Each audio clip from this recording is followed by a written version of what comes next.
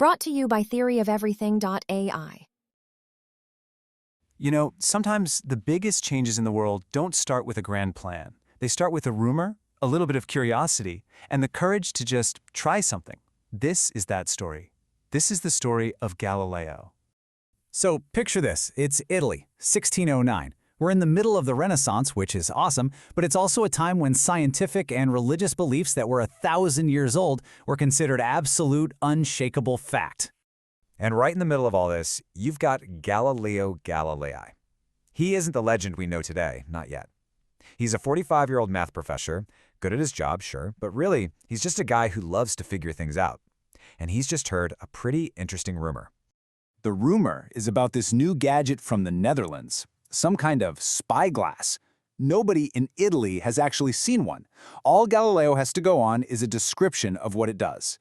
And that little description sparks a question that is literally going to change everything. Okay, so what do you do when you hear about some revolutionary new invention? Do you just, I don't know, wait for it to show up? Well, not if your name is Galileo. No, he doesn't wait, he gets to work.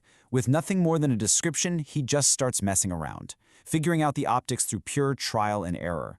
He teaches himself how to grind his own lenses. His first one, it magnifies by 3 times. The next, 8, then 20. He just keeps trying, pushing and pushing until he's built a telescope 30 times more powerful than that original rumor. And this right here is the part that changes the world. See, other people were making these spyglasses. They were cool little toys, for watching ships sail into the harbor. But Galileo did something so simple, so obvious in hindsight that nobody else had thought of. He pointed his up.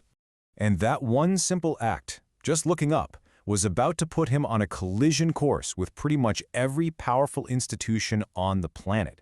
Why? Because the things he saw up there, they just weren't supposed to exist. So for more than 1,000 years, everyone, from Aristotle all the way to the church, agreed that the heavens were perfect. The moon was supposed to be this perfectly smooth, flawless ball of light. But that's not what Galileo saw. He saw a world. He saw mountains casting shadows. He saw craters and valleys, just like here on Earth. But how did he even know what he was looking at? Well, this is the cool part. Galileo had a secret weapon.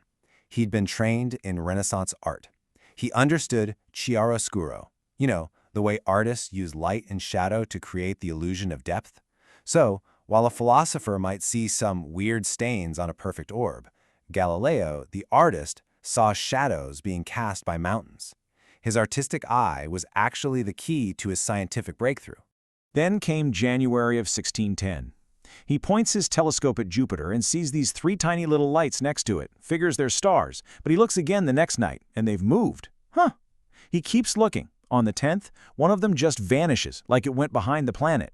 By the 15th, he gets it. It's unbelievable, but it's the only explanation. They aren't stars, they're moons, and they're orbiting Jupiter. You have to understand, this discovery was an earthquake. The entire understanding of the universe was built on one single idea. Everything revolves around the Earth. The sun, the planets, everything. But here, right in front of his eyes, was proof. Actual proof that some things in the sky orbited something else.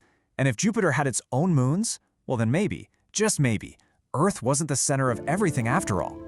Galileo knew this was too big to keep to himself. So he quickly wrote up his findings in this little book called The Starry Messenger. And when it came out, it hit Europe like an absolute shockwave. Over 500 copies were printed, and they sold out almost instantly. Now, that might not sound like a lot, but for 1610, that was like going viral. The book, complete with his own drawings of the moon, made Galileo a superstar overnight. People were buzzing. But not everyone was buzzing with excitement. The old guard, the academic establishment, they pushed back, and they pushed back hard.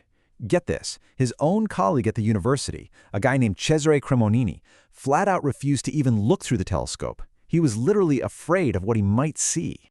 And that refusal to just look, that fear, it quickly turned into something much, much uglier. For Galileo, seeing the truth and daring to speak it was about to come with a terrible price. Things went downhill fast. In 1616, the Inquisition basically told him to shut up about the Earth moving. But Galileo couldn't let it go. So in 1632, he published this brilliant book that just tore the old arguments to shreds. This made the Pope furious. The very next year, at 69 years old, Galileo was dragged before the Inquisition, tried for heresy, and sentenced to house arrest for the rest of his natural life. And the sentence? Wow, it was brutal.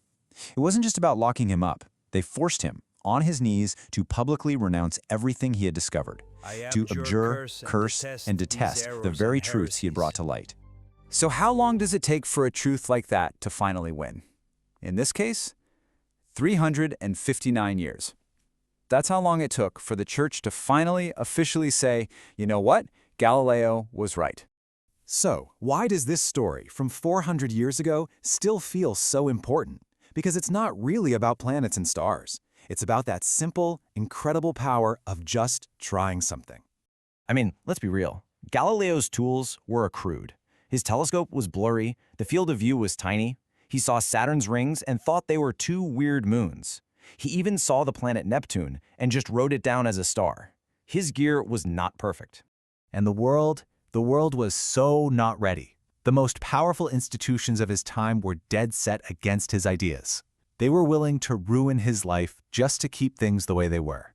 But he tried anyway. He didn't know for sure if his telescope idea would work. He had no idea what he would find. All he had was a question, a tool he built with his own two hands, and the simple courage to look.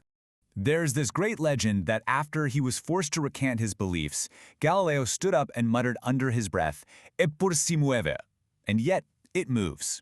He probably didn't actually say it, but it almost doesn't matter, right? Because it points to a much bigger truth. You can try to silence a person, but you can't silence a fact. The Earth was still moving, whether they let him say it or not. And that's really the whole point, isn't it? You never really know what's possible before you start. You don't know the answer. Between every question and every discovery, there is that one crucial step. You don't have to be perfect. You don't need the world's permission. You just have to try.